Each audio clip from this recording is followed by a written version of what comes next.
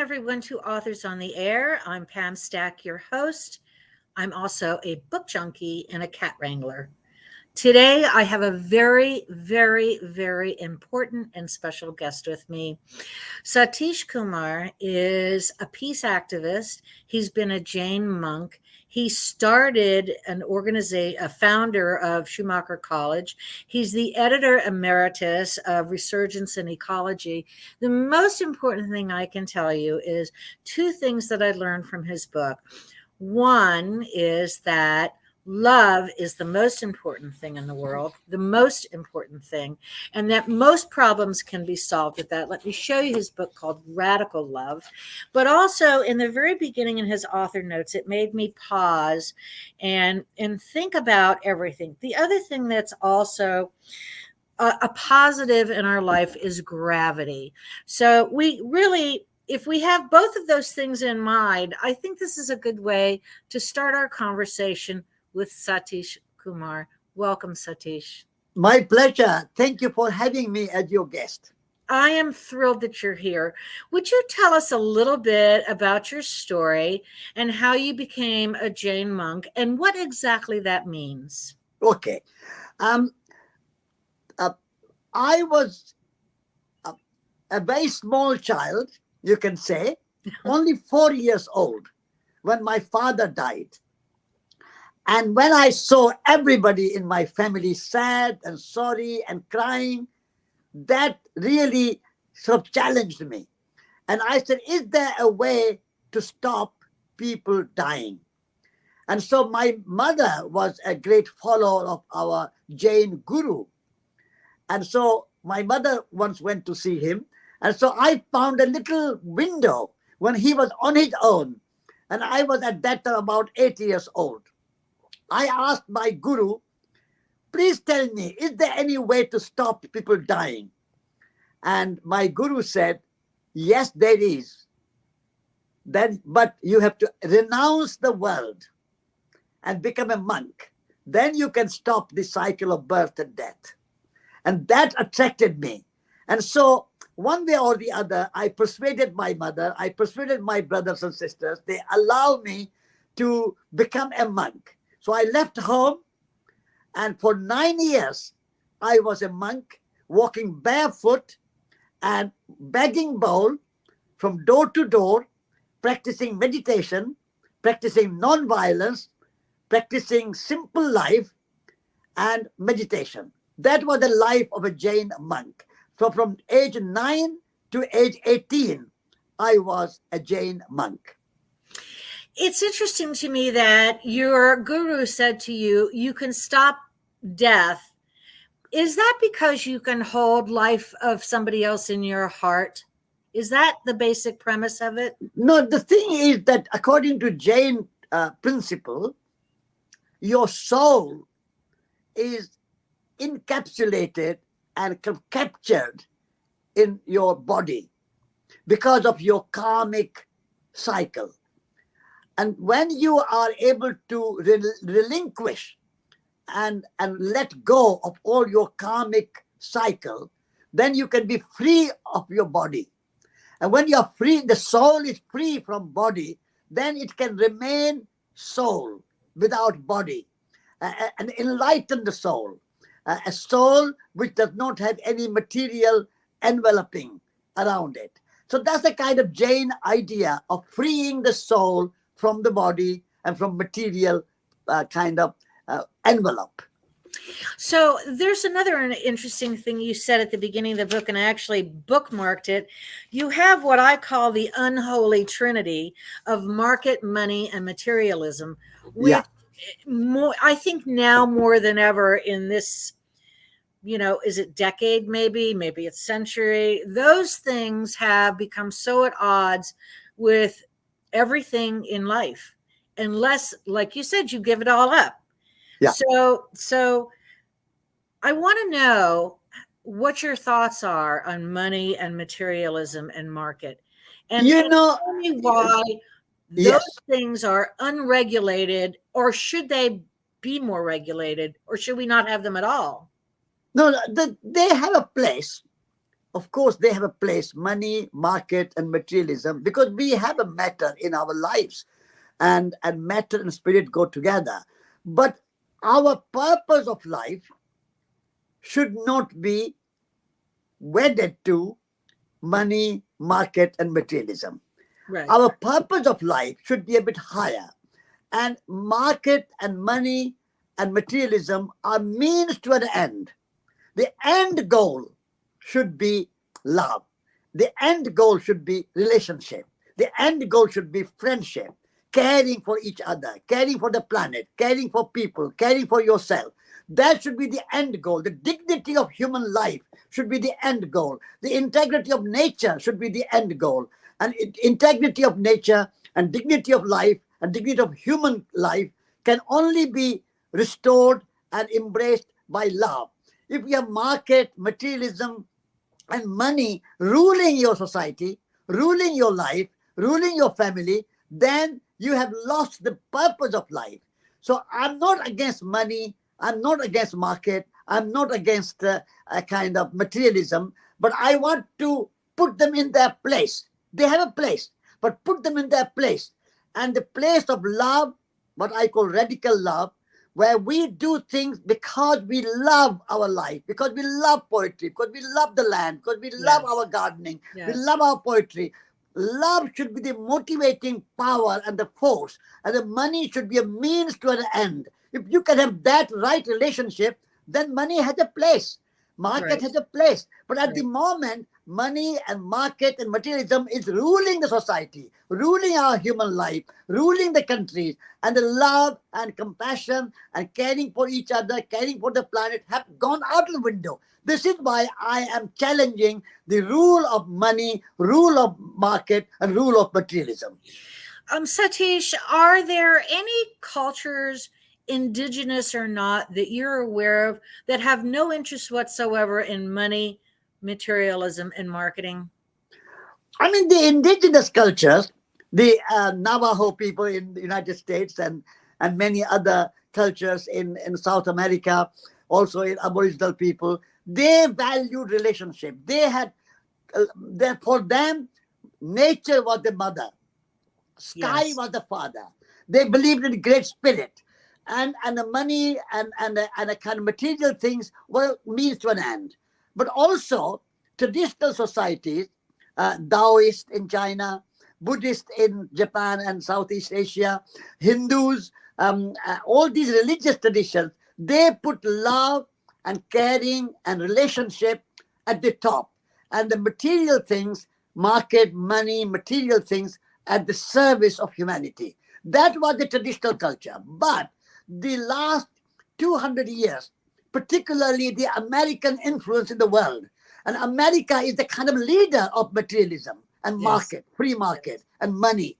And the whole world has taken up the American idea of money, market, and materialism. And all the indigenous cultures and the Taoism, Hinduism, Buddhism, Christianity, all the values of love and compassion and relationship and dignity of human beings and love for nature, they have all gone as a kind of wishy-washy idealism. You are not practical, you are not realistic, you are too idealistic. So they are dismissed, the traditional values and cultures. And the money market and materialism, particularly, is very much promoted by America, your country.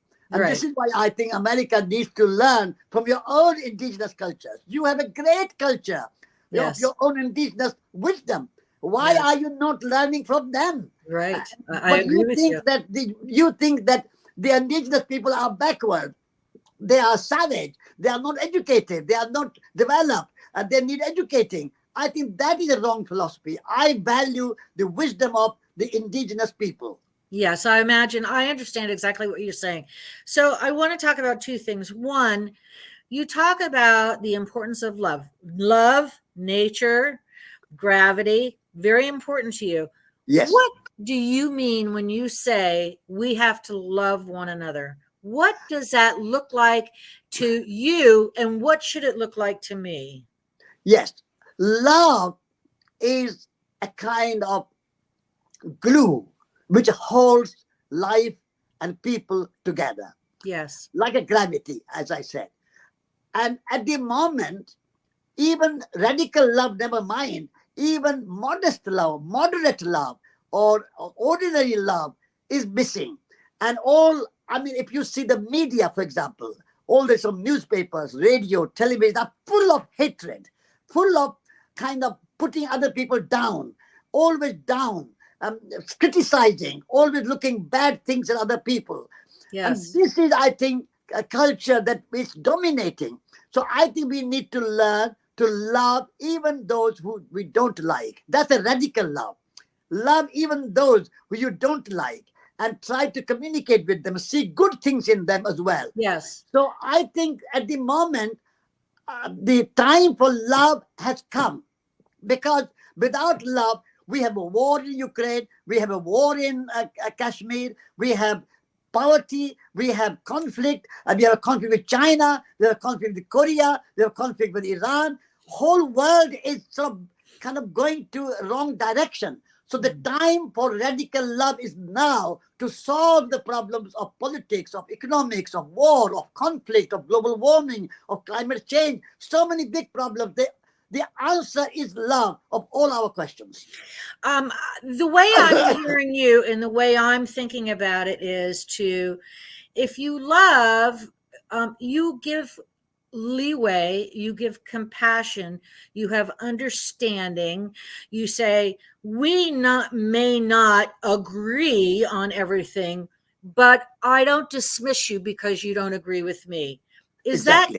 Is that kind of am I getting it the way you want it to be? Yes, yes, Now, yes, I yes. also And am see that every human being has some good quality. yes. Look at those good qualities, encourage them, and work together with everybody, rather than this kind of politics of division and politics of conflict and politics of condemnation. Of judgment.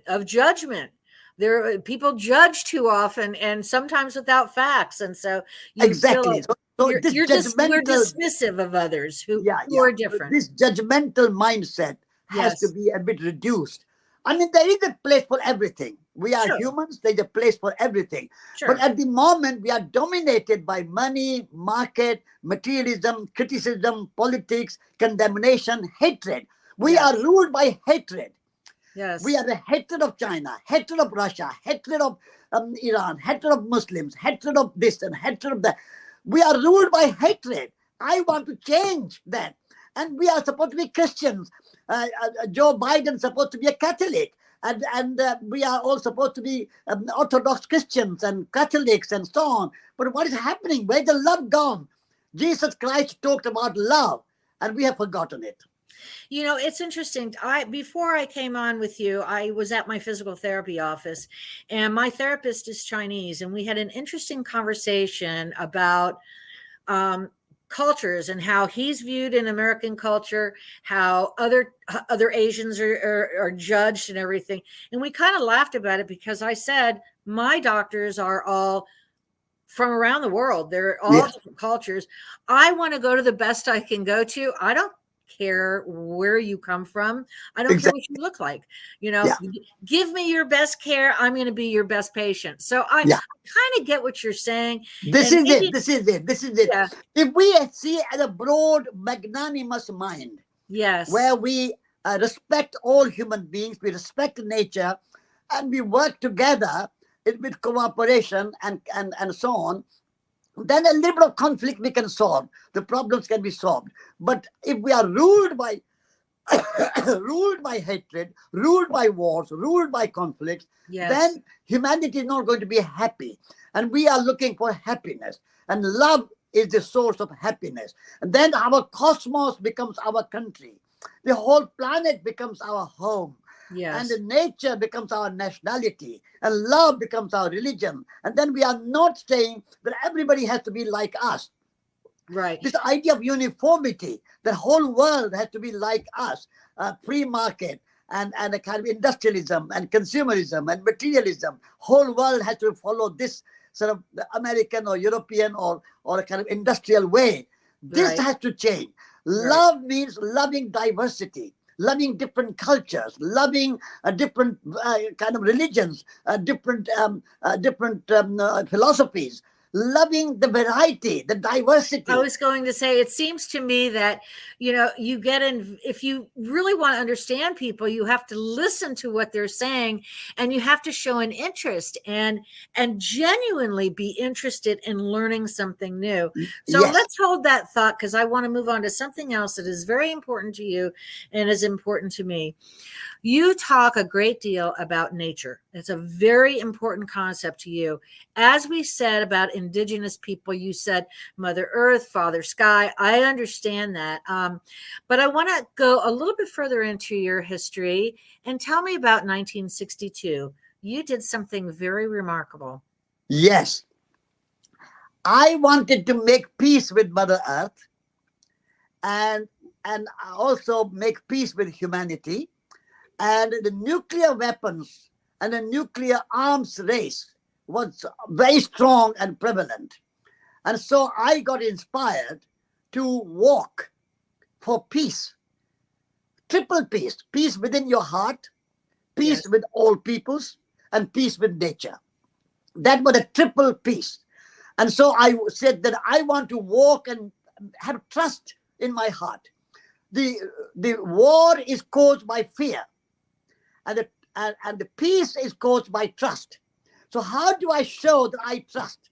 So I went around the world walking 8,000 miles without any money, no money whatsoever, completely trusting strangers. And for 2.5 years, I walked through 15 different countries, My goodness. Muslim countries, Christian countries, communist countries, capitalist countries, poor countries, rich countries, and everywhere I found humanity. And I Yes. found strangers feeding me every day, giving me room to sleep every day for 2.5 years. Can you imagine? Not a single cent or a single dollar I spent, apart from people gave me ticket to go across the Atlantic. Right. And people gave me ticket to go across the Pacific. So people gave me everything. So that restored and reconfirmed my trust in humanity.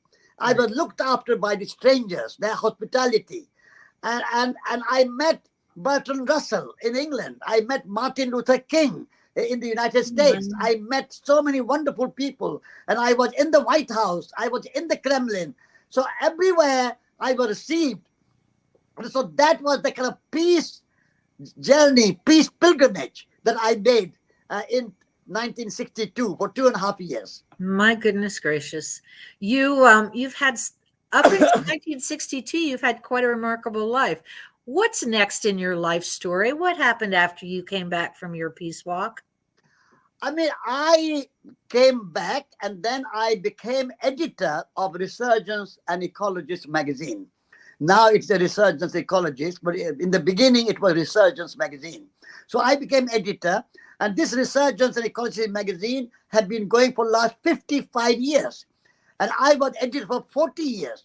And so that was work I did. So promoting peace, promoting love, and promoting human relationship and care for our planet Earth, and addressing the issues of global warming, of climate change, of biodiversity diminishing, and how to stop pollution of our rivers and the oceans and the land, and protect the rainforest. All these were the causes for which Resurgence magazine was upholding values. And then I also said that not only the magazine, I need to teach young people about it. And our universities are not teaching these values. They are No, only teaching right. money, market, and materialism. And so I said that I want to start a college. So I started Schumacher College, where education of head, education of hearts, and education of hands can take place. A holistic education. But our modern education tells you that humans have no body. Humans have no hand, no heart, only half brain, the left hemisphere of the brain. Right, And right. we, in our universities, we only teach the left hemisphere of the brain. So I created a college, Schumacher College, where we have a holistic education of two sides of the brain, and also of the heart, also of the hand, practical skills, gardening, cooking, loving Yes. nature, preserving nature, conserving nature, and respecting indigenous wisdom. All these things are included at Schumacher College. So these were the two main kind of activities that I undertook. Uh, Editing Resurgence magazine and starting Schumacher College. And during that time, I also wrote books. So I've written 9 or 10 books. And the latest book is this Radical Love. And now I think the radical love is the most wonderful and important message the world needs. What we have forgotten is love. Everything else is there. We are rich. We have aeroplanes. We have nuclear weapons. We can go around the world. We have Zooms, and we have a kind of internet and artificial intelligence, and we have everything. But love is missing ingredients, and without love, all these things do not hold together. So now my life mission, at the last few years of my life, I want to devote to promote the values and culture of love. When you talk about your curriculum at Schumacher College, you talked about gardening and seeds and cooking and things like that. It's Yes. interesting to me that so many people have never put their hands in the earth. They've never grown a flower, never mind a vegetable or anything else. There are some elementary schools, however, that do that. There, interestingly enough, here, I live in Florida in the United States. There are some nursing homes that actually plant vegetable gardens for the residents to have something to care for, to grow. So they're outside in nature. Now, some may need assistance and all, but to me, that is more worthy than plopping someone in front of a television. By the way, I don't own a television. I haven't for many, many years, but I understand what you're saying. I think we have to be in touch with nature, whether we're just sitting outside. And I live on 2 lakes, so I get to listen to the waterfowl. I get to hear the crickets and listen to the frogs, and sometimes the alligator growls in the lake. So to me, that's a very peaceful thing for me. And I live not in a high rise, but a very big apartment community. So at least I know I can be in touch with it. I wish I had more time and was more physically able to get out and do more in nature. But it is true that I think nature is very calming. Yeah. It brings you back to your center on the Yeah. earth. If you can learn to love the things you find in nature, maybe that's a step to learning to love others. That's a simple step that everybody can take. Yes. Loving love nature. love nature, love animals, Love and animals, love birds, love insects, love butterflies. get your mind in the us. frame of Yes. accepting the gifts that Mother Nature has given us. Absolutely. And then perhaps move on and learn to Yeah. be accepting. And we also need to understand that nature is our teacher. Yes. I mean, when the Buddha was asked by his own son, Rahul, that you are the world teacher or the national teacher of whole India, but who is your teacher? You know what the answer from the Buddha was? Earth. Nature is my teacher. Of course. Earth is my teacher. He touched the earth in front of his son and said, this is my teacher. So I learned patience, forgiveness, kindness, all these good qualities of non-judgmental. Our earth feeds everyone, whether you are a king or a beggar, whether you are a human or an animal, if you are rich or poor, black or white, educated or uneducated, priest or prisoner, everybody is fed by the earth. So Yes. if we can be like the earth and take care of everyone, earth loves everybody. But Yes. we don't love everybody. We are conditional. We love only near and dear, your friend or your wife or husband or parents or children. Even there's a lot of lack of love. Even between couples and families, there's not Yes. enough love. So Yes. I think nature is our teacher. And at the moment, our health service is falling apart. So many people are mentally ill and physically ill. Yes. I would say one reason of our ill health is that we are disconnected from nature. Yes. If we can connect with nature and go out in nature and have a fresh air, and look at the trees, look at the flowers, look at the ocean, Yes. look at the river, and look at the birds and butterflies. If you connect with nature, your worries and your pressures and your stress and your It goes anxiety away. and your Yeah, anger and your fear, they will all melt away, it's true. disappear. And therefore, connecting with nature is the greatest challenge. Love of nature is the true radical love. Satish, how do you explain forgiveness to someone who's never forgiven and the power of forgiveness? Yes. And the power of forgiveness is to free yourself. Because if you are carrying the weight of revenge, the weight of anger, the weight of animosity, then it's not so bad. Or is it bad or not bad for the others with whom you are angry or you have revenge or you have anger? Uh, it's bad for you because Yes. you are carrying that burden on your Yes. soul, on your spirit, on your shoulders. So, in order to free yourself from that burden and that anxiety and that revenge, you have to say, I forgive and I let go. I let go. So I'm Satish. I say to myself, Satish, let go. Don't hold on to these kind of negative feelings and negative anger and revenge. What doing it to you?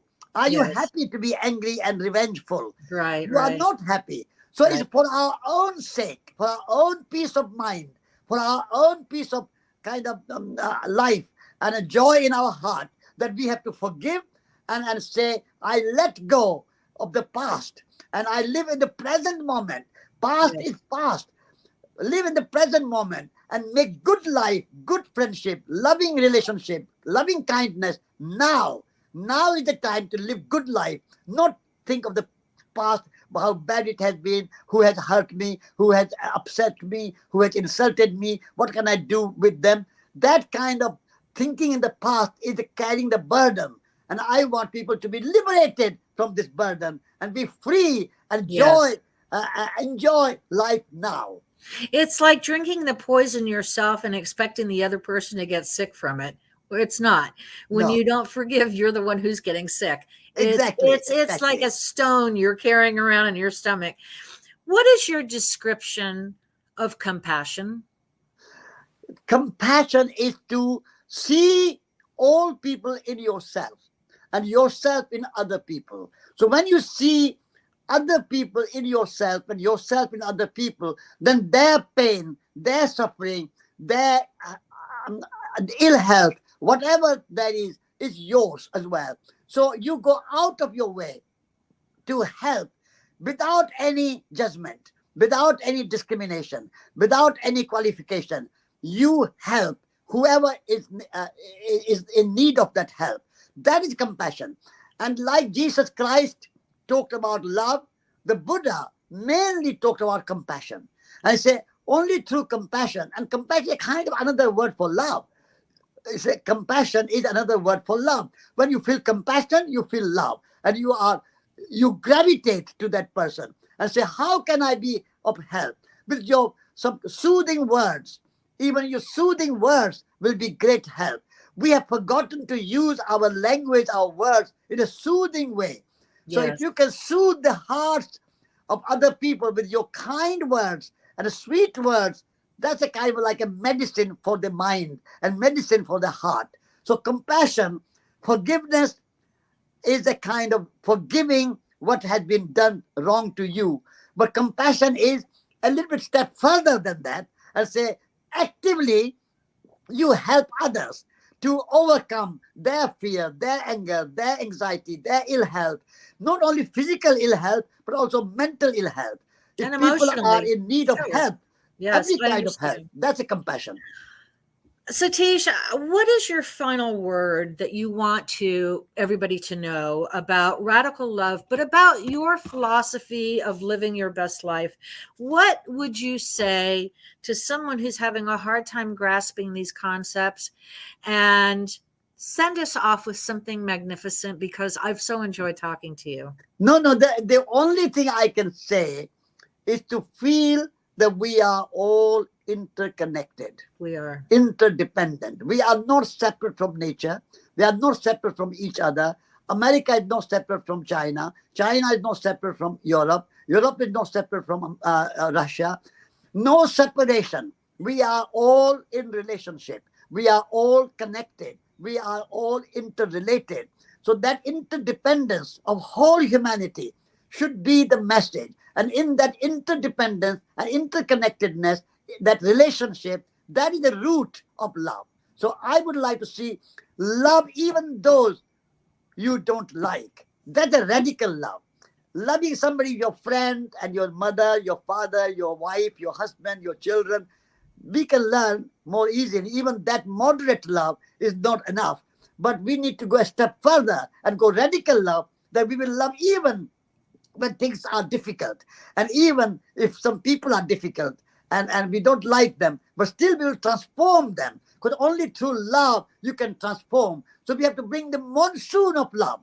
Monsoon of A love. monsoon of So love. much love that there's no hurt which cannot be healed by love. There's no hurt which cannot be healed by love. This is my last message. There's no hurt, no damage, no ill feeling which cannot be healed by love. Love is the real healer of all our pain and suffering. So try love, practice love, and you will know what I'm talking about. Satish Kumar, I'm so honored that you've been here. I want to remind everybody that Satish's book is called Radical Love. It's not real thick, but it's full of wisdom. I read his author notes in the beginning and already came away with a lot. And I'm so appreciative of you, Satish. I hope you continue your work and continue informing the world, because I think your message is fantastic. And I believe you 100%. Thank you so much for being on the It show. has been my pleasure to speak with you. Don't go away. I want to thank everybody for being with me today. I appreciate it. And thank you, Mom and Dad. See you next time.